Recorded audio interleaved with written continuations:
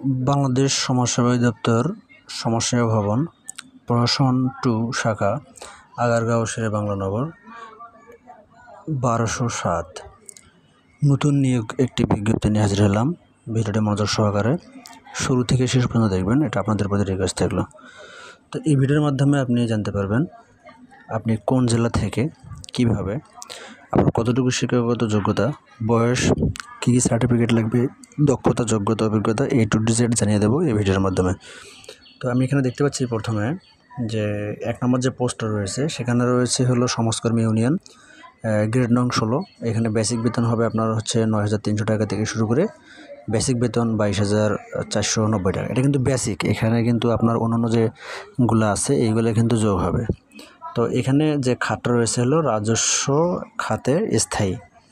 এখানে যে পোস্ট সংখ্যা রয়েছে সেই পোস্টটা হচ্ছে 209টি। শিক্ষাগত যোগ্যতার কথা যদি বলি তাহলে দেখতে পাচ্ছি আমি যে কোনো স্বীকৃত বোর্ড হইতে অনন্য দ্বিতীয় বিভাগে উচ্চ মাধ্যমিক সার্টিফিকেট বা সমমানের পরীক্ষায় উত্তীর্ণ, মানে এখানে ক নম্বরটা যেটা বলছে সেটা হচ্ছে উচ্চ মাধ্যমিক মানে HSC পাস, আর খ নম্বরটা হলো বিভাগীয় প্রার্থীদের ক্ষেত্রে বয়সসীমা 35 পর্যন্ত শিথিল থাকবে। এর মানে হলো আপনি যদি সমাজসেবা অধিদপ্তরে কোনো একটা পোস্টে, মানে এই পোস্টে যদি কোনো একটা পোস্টে যদি আপনি চাকরি কর্মরত আছেন তো তারাও এখানে আবেদন করতে পারবেন এবং তাদের বয়সটা হবে সর্বোচ্চ 35 বছর পর্যন্ত।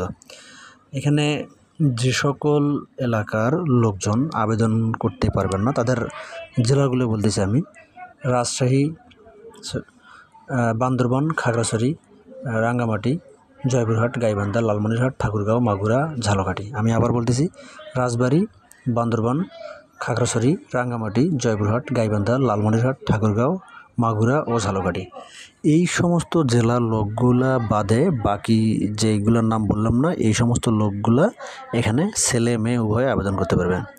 তবে এই কথা না বললেই নয়, ইতিম, শারীরিক প্রতিবন্ধী কোটার প্রার্থীদের ক্ষেত্রে যে কোনো জেলার প্রার্থী আবেদন করতে পারবে, অর্থাৎ গাইবান্ধা জেলা, রাজবাড়ী জেলা, সব জেলার লোকেরাই আবেদন করতে পারবে যদি আপনি ইতিম কিংবা শারীরিক প্রতিবন্ধী কোটার অন্তর্ভুক্ত হয়ে থাকেন। এখন জানিয়ে দেবো হচ্ছে আপনার বয়স। আমরা জানি সাধারণত সরকারি চাকরির বয়সগুলো 18 থেকে শুরু হয়, 30-এ গিয়ে শেষ হয়। তবে আপনি যদি মুক্তিযোদ্ধা কোটার অন্তর্ভুক্ত হন কিংবা অন্য কোনো কোটার অন্তর্ভুক্ত থাকেন তবে সেক্ষেত্রে 32 বছর পর্যন্ত শিথিলযোগ্য হবে। পরীক্ষাগুলো অবশ্যই লিখিত হবে, আর হচ্ছে এই লিখিত পরীক্ষা হওয়ার পর ভাইভা হবে। ভাইভা হওয়ার পর আপনার ডকুমেন্টস যেগুলো লাগবে সেগুলো হচ্ছে আপনার প্রত্যেকটা সার্টিফিকেটের মূল কপি। আর একটা কথা বলে রাখি, NID কার্ডের স্মার্ট কার্ডটা অবশ্যই সাথে রাখবেন। এটা হচ্ছে আপনার গুরুত্বপূর্ণ, কারণ আপনি যদি ফটোকপি নিয়ে যান, মানে যদি লেমিনেটিং করা কোনো নিয়ে যান, তবে এটা কিন্তু নট অ্যালাউ, অনেকটা ঝামেলা হয়। আমি নিজেও ঝামেলার মধ্যে পড়ছিলাম এইরকম একটা পরিবেশে। তো আশা করি এটা আমার মাধ্যমে আপনারা উপকৃত হন, এটা আমি চাই যে এইটা আপনার কখনো স্মার্ট কার্ডটা অবশ্যই ভাইবার দিন গ্রহণ করবেন। আর আপনার যদি এক্সপিরিয়েন্স না থাকে এবং আপনি যদি ইয়েস লেখেন তো ভাইবার বোর্ডের সময় আপনাকে অবশ্যই কিন্তু এক্সপিরিয়েন্স সার্টিফিকেটটা শো করতে হবে। তাছাড়া কিন্তু ওনারা রিপোর্ট দেয় যে এখানে আপনার অভিজ্ঞতা সনদটা দাখিল করতে পারেন নাই এটা। আর ছবির কথা যদি বলি, ছবিটা হবে নর্মালভাবে, ছবির ব্যাকগ্রাউন্ডটা হবে সাদা ব্যাকগ্রাউন্ডে সাদা হবে। আর সাইজটা তো জানা আছে সবাই, 300x300 আর 100x300।